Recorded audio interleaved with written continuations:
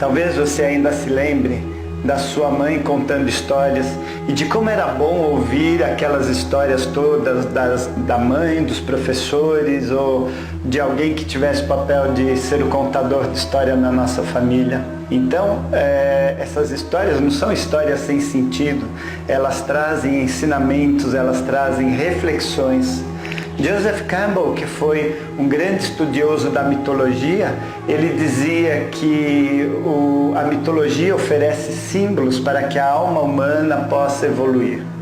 Essas histórias começaram quando os primeiros homens se sentaram em torno de uma fogueira e contaram, talvez através de gestos ou de desenhos, o que tinha acontecido com eles naquele dia, como é que eles caçaram, e foi a partir daí que começaram a transmitir talvez técnicas de caça e reflexões e ensinamentos uns para os outros.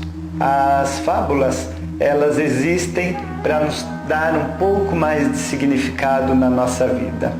Dizem que Deus criou o homem porque Deus adora ouvir histórias e nós homens adoramos contá-las.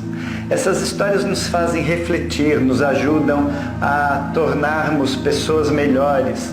Então, por exemplo, se a gente pensa na Branca de Neve, uma história que todos nós ouvíamos, tem muito ensinamento ali. A Branca de Neve é uma menina e ela precisa se tornar uma mulher para encontrar o príncipe encantado e viver um relacionamento profundo. Mas antes disso ela precisa lidar com o lado ciumento do feminino, representado pela madrasta. E ela acaba tendo que ir para a floresta, passar por algumas privações, mas ela encontra 7 anões, 7 pequenos homens que vão ajudá-la a compreender como é o masculino, como funciona a energia masculina. Cada um desses anões representa uma das qualidades que os homens têm. Um deles é feliz, o outro é mestre, é sábio, o outro é o zangado, um só gosta de dormir, o outro é todo carente e dengoso, e assim por diante. Então a Branca de Neve, ela aprende como lidar com cada um deles para depois poder lidar com um homem grande, com um príncipe de verdade. Também temos a história do Pinóquio, uma história mais masculina, né? O Pinóquio é um boneco de madeira e ele tem que aprender a desenvolver determinadas qualidades para que ele se torne um menino, um ser humano.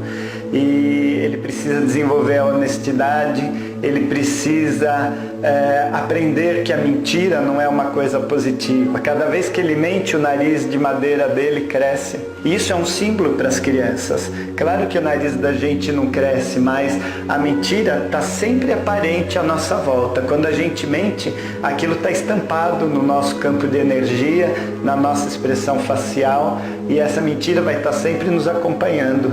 Então, se a gente quer ser um ser humano de verdade, a gente precisa aprender essas qualidades. A mitologia, ela projeta determinados valores de uma sociedade, determinados valores de um agrupamento humano. Ela projeta esses valores numa história e lança esses valores lá na frente. E a partir das histórias contadas e repetidas, é como se aquela sociedade fosse evoluindo para realizar aqueles valores, para alcançar aqueles valores. Então, se a gente for pensar, Júlio Verne, por exemplo, escreveu sobre um submarino, uma coisa que não existia, nem se imaginava na época, e depois de muitos anos, talvez muita gente ouvindo essa história, decidiu que poderia ser construído, que um submarino poderia existir. E assim com tantas outras histórias que a gente conhece.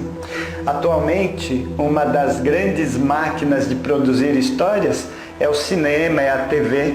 Então, quando a gente vê séries como Game of Thrones, né, com tanta audiência, é porque as pessoas precisam ouvir histórias, elas precisam refletir, elas precisam evoluir através do contar e do ouvir histórias.